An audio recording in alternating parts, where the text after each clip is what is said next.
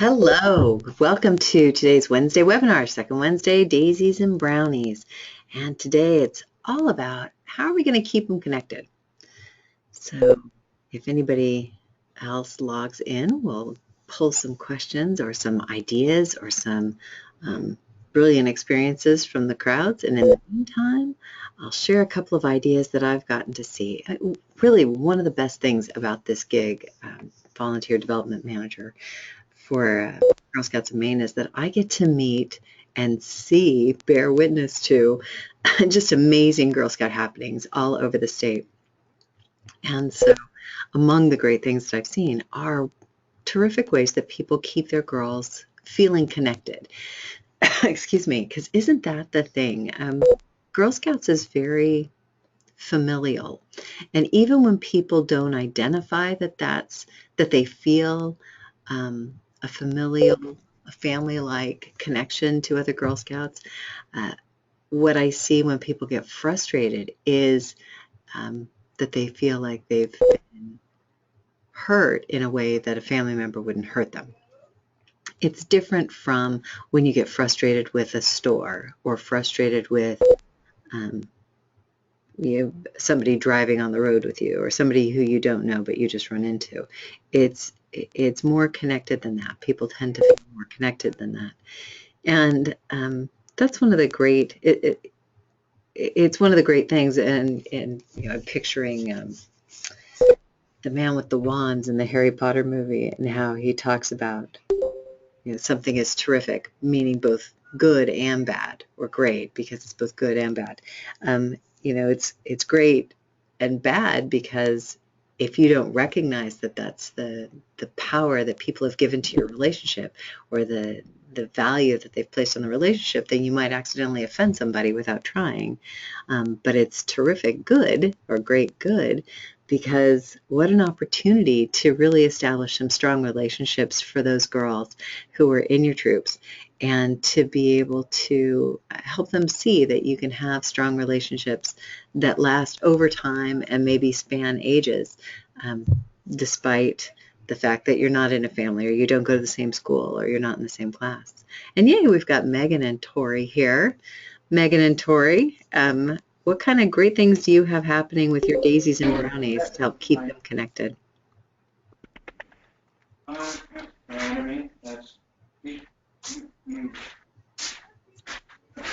just popped on, so I didn't quite catch what it was that we were talking about. I'm sorry. Oh, that's okay.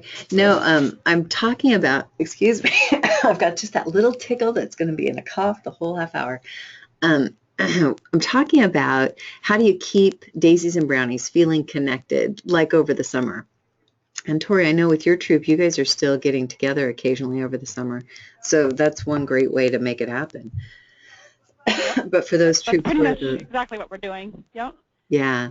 Well, and last week you talked about the recruitment that your troop did, inviting younger girls to join. And just isn't that such a wonderful way of keeping your own girls connected because they see that they're inviting new girls to join and, something. It's just like with teaching, when you teach somebody else how to do Pythagorean theorem problems, suddenly you understand Pythagorean theorem and you teach somebody else or invite somebody else to come join the fun with Girl Scouts. It keeps you feeling and recognizing that fun. So that's a great opportunity. And then what do you have coming up? Are you bridging this summer or are you waiting until September to bridge? We're waiting till September to bridge. We're hoping a few of our girls will be earning their summit award for completing all 3 journeys. Very nice. So that's what we're working on this summer, is completing the last of the 3 journeys for the girls that had done their first journey last year. Right. And then we'll bridge, and we'll also have the bridging for the girls that are staying with us, and putting that investment into the girls that are staying with us, getting them their new vests. Nice. A lot of the girls have not had vests yet. Right. That's wonderful. So really continuing the activities and continuing to invest in the girls, just as you're hoping that they continue to invest in themselves and the troop. That's terrific. Megan, I don't know if you can hear us. Things are dinging. which reminds me I have to turn Hi, sorry, can you hear me? just We can hear you. what age group do you work with? Are you working with Daisies or Brownies or both? I work with Daisies, and we have 3 girls that will be bridging to Brownies this September. Nice. That's wonderful. Well, yeah. Or is it scary because you don't have a place for them to go? Actually, we're encountering kind of an interesting, totally separate from what you guys are talking about, issue of one of our girls who we were supposed to bridge in 2 weeks, Mm-hmm. and one of our girls who would have been a Brownie has just passed. So we're experiencing learning about loss right now. Right. Oh, so you're in Maple Valley. Yes, that's us. Yeah. Tori, I don't know if you had gotten the story, but a little girl woke up uncomfortable and her parents gave her, had a headache or whatever. And her parents gave her some medicine. And um, I don't know if there's been a diagnosis, an official, but what I heard through whatever grapevine was that they suspect an aneurysm. But Oh, yeah, she did not wake up after that. So very, very sad times. But what a beautiful community has come together, Megan. Yes, Um, all the moms have been really amazing, and the community in general of RSU 57 has been amazing. right. Both parents and worked. where is that located? What town? Waterboro, thereabouts. Uh-huh. Um, so, Wow, I'm so sorry for your loss, Megan. Oh yeah, it's been rough, and it's been difficult for the parents to figure out how to tell some of the girls who are only 5 still, about this. But they're tough. They're tough little girls. well, yeah. One of those weird things that you never, ever, ever, ever expect. Um, so for it to And happen, yeah. it was unfortunately the daughter of our O1. So there were 3 of Oh, us. There are 3 of us who are O2s, and we've been really kind of scrambling to keep things together. And as a result, that's actually why I came to listen to the webinar, because I wanted to, learn as much Daisy Brownie stuff as I could. I'll do that right now, and I'll leave you Right. guys here. Sorry, I'm at work. I apologize. That's my No, that's husband. okay. It's funny, adds a little depth. well, it And just light. goes to show how much we have to all multitask to make this happen. Yeah. Yes, exactly. Well, now some background on Megan's troop is this was a troop that started in the fall. And if I got my story right, a couple of service team members sort of took the lead with getting the troop started with the recruitment, including one who's a learning facilitator who helped prepare the adults to take over the troop after like 4 meetings or something, right? Yeah, it's been really.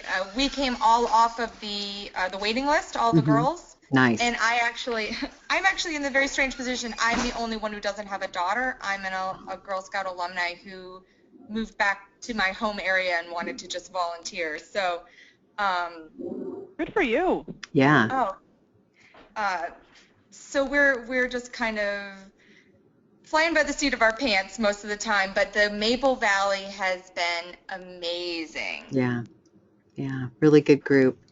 And I saw that there's a GoFundMe to help the family with the funeral, and which that's huge because who plans for that? You don't. That's so. And really, isn't that something that you can build on for your girls, helping them and their parents see why there's a value to continue with Girl Scouts, if not for themselves, then also in recognition of the powerful community that you have and at Ashley's, memory and energy. And as I understand it, she was pretty excited about being in Girl Scouts and had a lot of energy in the troop. So, Very much so, yeah. yeah. Yeah, you've got a tough row to hoe. Yeah, I think the fall is going to be an interesting and difficult time, and Right. we're all very, open to how we're going to proceed. Right. I don't know if if it's helpful or if they could be helpful, but I do know that there was a troop last year in River Valley that lost, I think, a girl bridging into Brownies as well. Oh, wow. She drowned with a couple of the girls there, like in a pool. Oh my God. Yeah. And so they were dealing with that when I first joined Girl Scouting and was first going to the River Valley meetings when we were part of River Valley. Right. And they were all supporting the leaders of that troop. So I don't know how they may or may not be helpful for that, but I know the troop leader if that would be helpful. That could be a great resource, yeah. Yeah. Do you have Julie Rio's information by any chance, Dawn?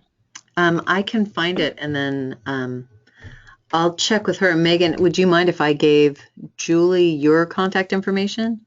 No, not at all. And actually, for some reason, when I logged into this, it logged in with my work email, but I will still receive it. I'm the one who gets it. So. Okay. That's terrific. Yeah. So you know who Julie Rio is, or you can find her information then, Dawn? I can find her information, yeah. And if not, I'll haunt you. I mean, she's definitely in River Valley. I'm not sure what town they're in for 100%, but yeah, I can look her up by name. Okay, good. Yeah, and it's not a common enough name that there'll be too many of them. So yeah, I'll track her down. Yeah, and she's the leader of their Brownie troop, but she's not the mother of the child. She's the leader. Okay, that's good. And you know, so isn't that a thing right there?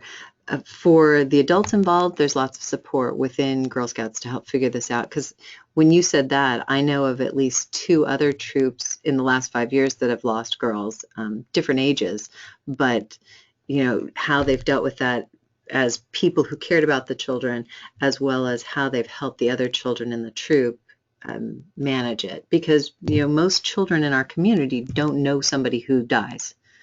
Yeah. Unless it's a grandparent. You know, you certainly don't know a peer who dies. And so that you deal with it a whole different way.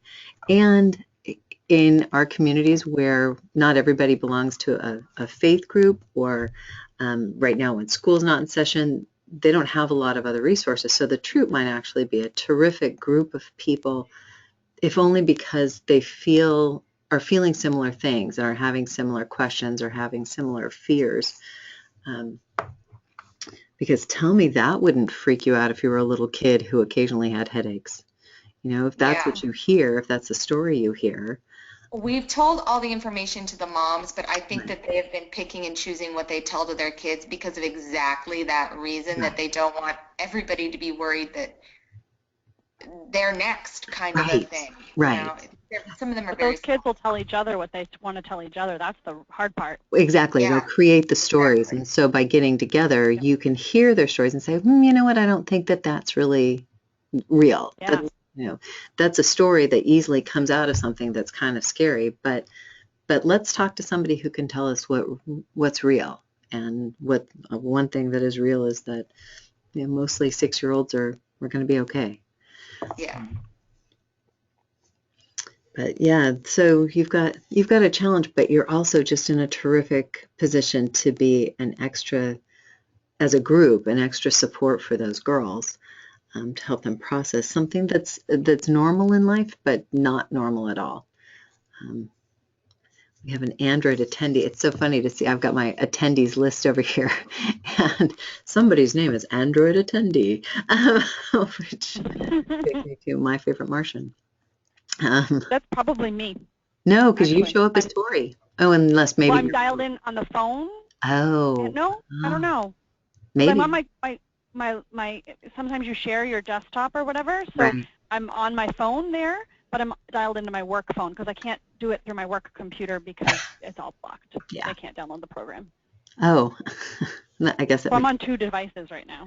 So that's probably you then. Good. Okay, so we're not just being stalked by somebody. Maybe you are. Or maybe we are, and they're going to be super excited by the wonderful things they discover about Daisies and Brownies and what terrific opportunities that provides for girls. Really, really, really. So, you know, something, Megan, that you could also do with your girls to help them stay focused forward, especially where you've just lost one of the girls who was going to be bridging. If those other 2 girls are thinking about, okay, now what do you want to do as Brownies?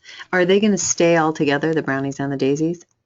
Our girls are all, actually there's 3 after the passing of Ashley. So there'll still be 3 of them, and there was going to be 4. Mm-hmm. They are they're all within like a 2-year span. Mm-hmm. So we're going to move up and be split this year, and then next year we'll be all together, and then kind of we'll move on that pattern. Right. But they're all going to meet together, Mm-hmm. and we're going to try to do some things together, like an opening, and we're always going to close together. But Right. we're actually that fuzzy middle ground of having a mixed troupe and how we do things, maybe thematically the same but different age appropriate things, is where we're looking for maybe our most advice. Right. Well, and that'll be the case every other year because those first 3 levels are 2-year levels. Now, Tori, you've got a similar situation that you talked about last week. Would you mind telling Megan about that? Because I don't want to get it wrong. Well, I'm trying to get into a similar situation is really what it is. So all of my girls are bridging to Brownies this year. I have 6 of them that I think are going to stay with us. We had 9 girls, but I believe only 6 are staying. We started our troop just past January. Everyone was on a wait list as well. Mm-hmm. And my daughter skipped she finished the first trimester in kindergarten, and then she got skipped to 1st grade. So we knew we were going to bridge without a troop. So we just decided to start up at cookie time because it's like the best time to start a troop ever. Right. And no stress there. There were 10 girls on a wait list. So we were like, you know what, let's just do it. So we started a troop. January 21st was our first meeting. And I have a younger daughter. So my older daughter is bridging to Brownies. My younger daughter is only going into pre-K. So she's not even in Girl Scouts this year. So when we did our bridging piece for the passing it down part of the bridging, to earn the actual patch, Mm-hmm. we hosted a Daisy friend party, which was awesome, by the way, and I recommend it for any Daisy troop because it was so much fun for them to show the little girls what Girl Scouting is all about, what they accomplished this year. It was a lot of fun for them to open and close with new girls.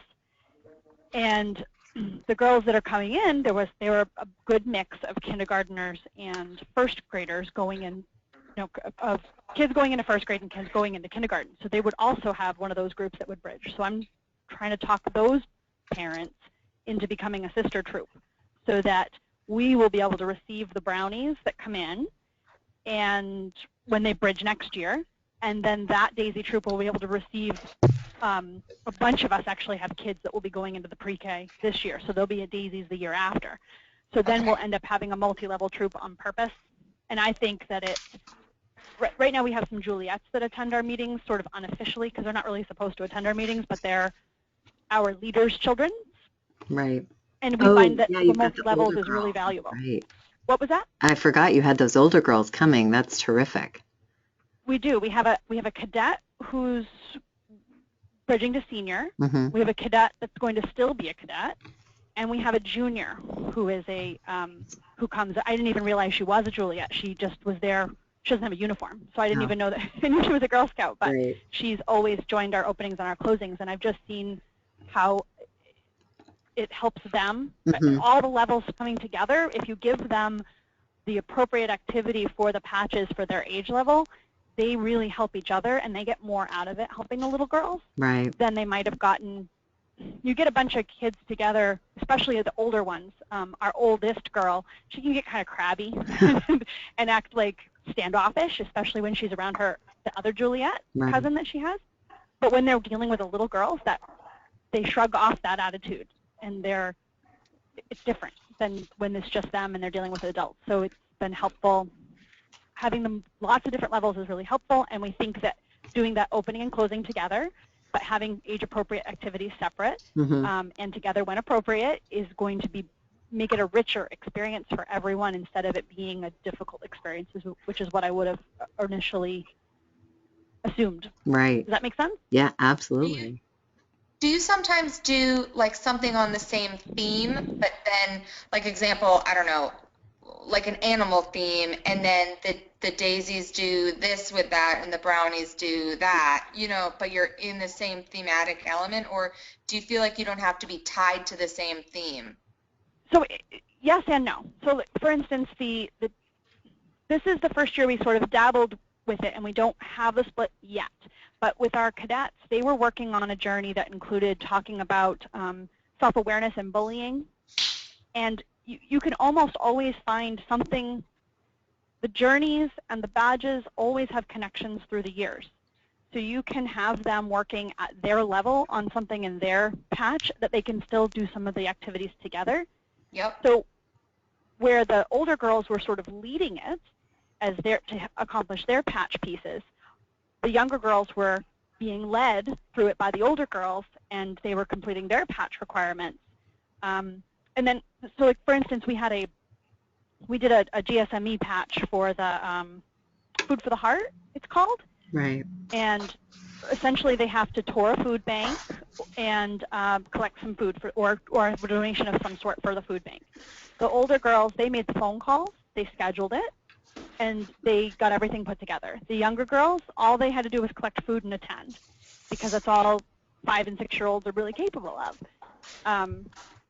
And so they both earned the patch, but they earned the patch at their age-appropriate level. We made sure that they were contributing what their age should be contributing to get the value out of it. And Girl Scouting is really good. Like, if you open the handbook at the very beginning of the handbook, it shows all of the patches at all of the levels and what categories they fall in. So essentially, most of the time, you could have multi-age levels working on that category on their own patch at their own level. And it makes it easier for the older girls to accomplish their level, because a lot of it is like you have to work with someone younger and teach them. Like the Juliets had to have a younger troop to work on the bullying piece to talk to younger kids. The younger kids are right there.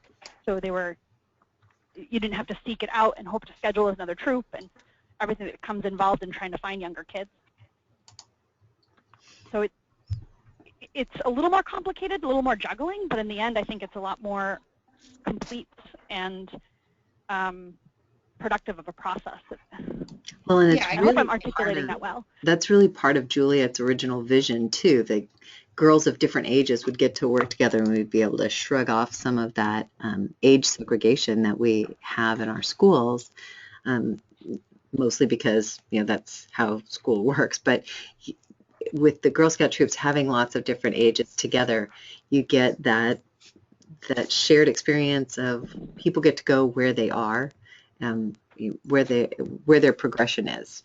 And so what you described was just a beautiful example of girls meeting at their level of progression and being able to take it where they want to go. Yay! Yeah, we've gotten a little resistance on we have the junior that's in our troop. Mm-hmm. We've gotten a little resistance on her attending the meetings the way she does, but that particular girl would not do as well in a troop of just juniors. It's Juniors just very clear about her. Yeah. Juniors are hard. And she does so well with my girls. Queens are so mean. well. Yeah. Yeah. My girls were all nice still. We all live in fear of the day where they are tweens. Well, 4th and 5th grade is that time when they start to recognize that they're different from other human beings, that there's separation. And so they do that, oh, I'm not like her, I'm not like her, I'm like her, I'm not like her. And that's when they get really ugly to each other, unless people, adults are around to guide them and say, wow, do you realize how ugly that was? and really, and I think that's it about this particular junior. She's actually moved to a private school because she was having so much trouble. I don't think she'd fend well in that environment. Right. She's so sweet. She doesn't have that in her. Yeah. And when we're working on an animal badge, and it's the 3 cheers for animals that the Daisies can work on. Mm-hmm. And my Daisies they literally wrote one sentence about how to care for an animal so they could teach. Mm-hmm. She wrote a book report practically. She wrote a whole report on it, and it didn't accomplish her a badge per se, but she was so happy. She was so proud of what she put together. Well, and she still had that rich experience, whether she walked away with a badge or not. She had the experience. She did. She really, really did. It was awesome. I was very proud of her. So in other words, Megan, the path that you're on sounds terrific. Yes, it does. Now, you said you were a Girl Scout all the way through? I was not actually. There was not a Daisy troop where I was. I was a Brownie, and I was a junior. And then I too changed and went to a private school, and it had a very long drive, and I couldn't make the meetings anymore. Ah. But I come from a family where both of my sisters went all the way through, and my parents back in the 80s were troop leaders. Oh, neat. So I went to Pondicherry, Oh, and good. my sisters went to Pondicherry. So we have just like a strong scouting aesthetic in my family. Exactly. Well, Tori was also a Girl Scout forever and ever, right, Tori? 8 years. 8 years. It's a long time. Yep. Not forever. Yeah. And there's we didn't have a strong there were independents back then. Independence pretty much meant you were literally all by yourself. Right. There was no help. The Juliet program that they have now, I know that people still criticize it, but it is phenomenal compared to what the independents were back in the late 80s, early 90s. Yeah, I think that if I'd had something like that available to me, I probably would have been one. Or maybe I just didn't know about it, Right. Well, I think that's one of the big tricks that continues. People don't know necessarily what resources are available or what opportunities are available. But you might check with Jen and Brandy to see if there are any Juliets in the area who'd want to come help with your troop on occasion if you would be interested in having any of that older girl support and opportunity too.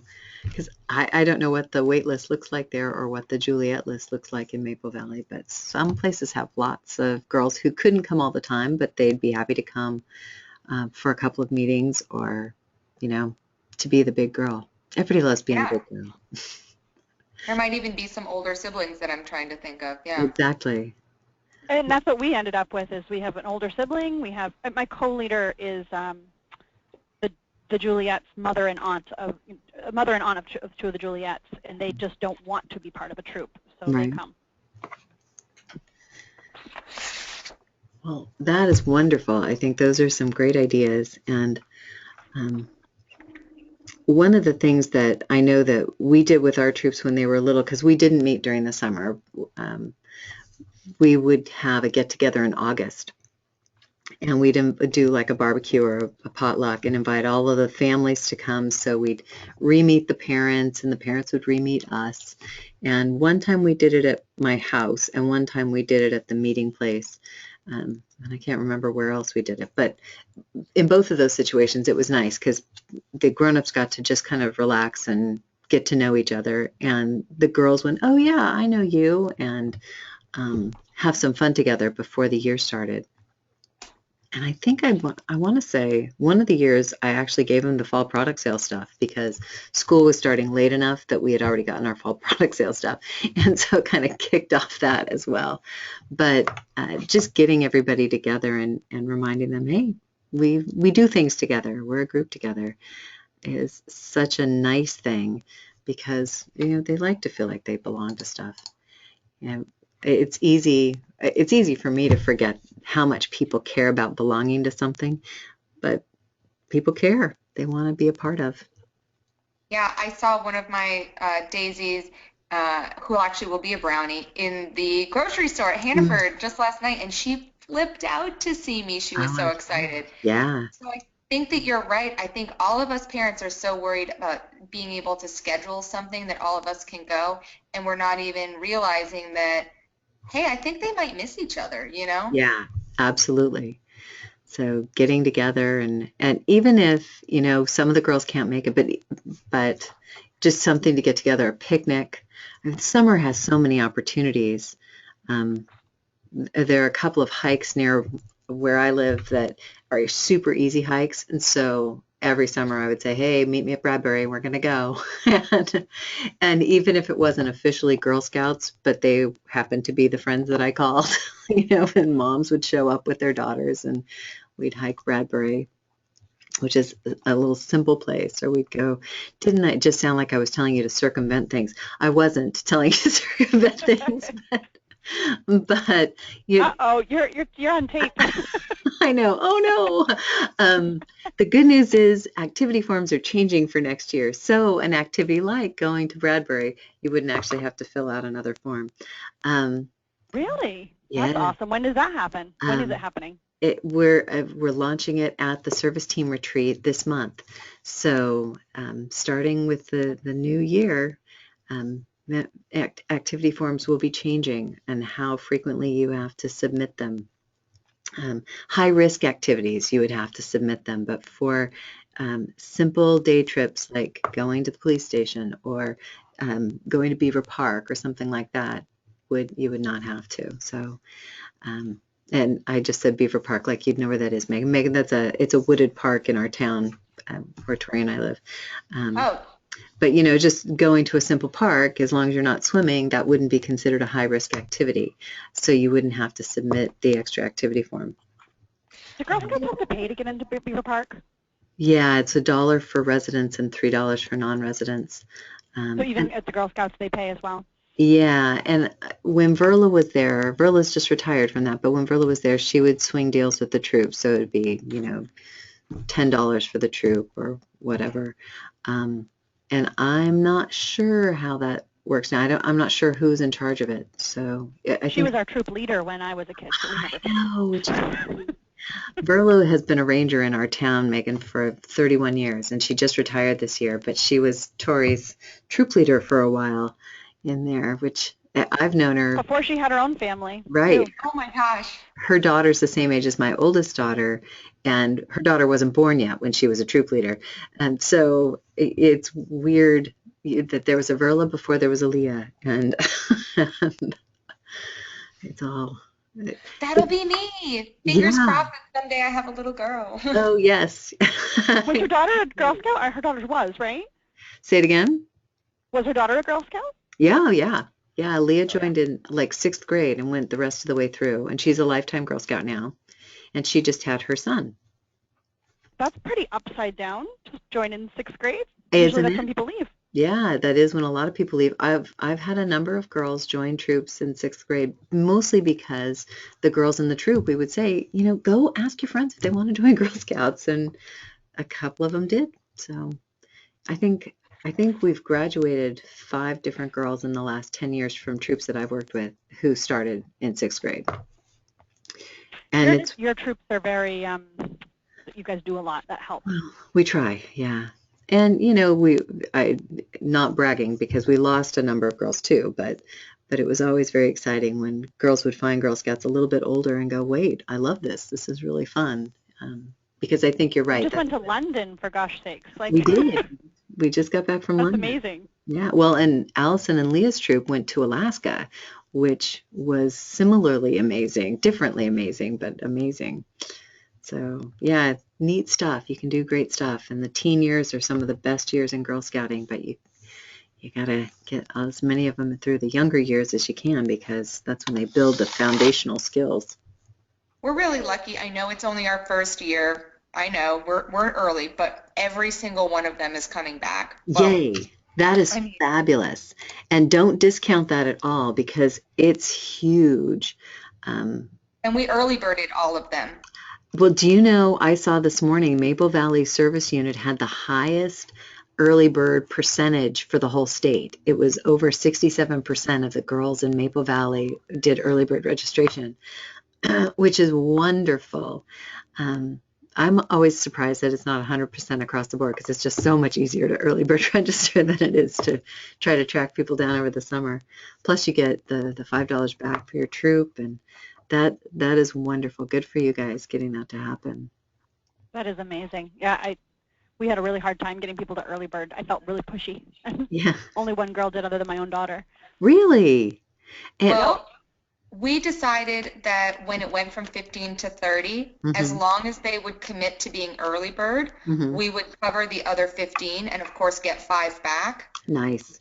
So that's what we decided to do. And it only ended up costing us, $10 a girl. So. Right. Yeah. That was a brilliant idea. It totally makes sense. And if you can work it into the troop budget, it's just so much nicer to be able to cover registration that way if you can, especially when they're little and they sell cookies just because they're breathing and they're cute, Yeah, we really didn't take enough advantage of that last year. This year, I think we're going to do a lot more. And I think that I think that there's a little bit of reluctance to be like having your little kid sell, but if you kind of emphasize that it'll be so much harder later, we should bank this. Like, Right. I keep saying, I remember spending the night at the Boston Museum of Science. Like, Yeah. if we save this year and we go in 2 years and we, you know what I mean? Exactly. It's exactly the case. And yeah. Well, and then if you can use an example like that, like you're going to sleep at the Boston Museum of Science, imagine that. That's crazy.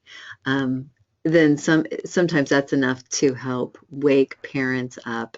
Not to mention the girls of, wow, that's a cool opportunity that I wouldn't have any other way. Yeah. And That is awesome. we're We had decided to use our money towards making sure that all the girls had vests. Nice. But it didn't.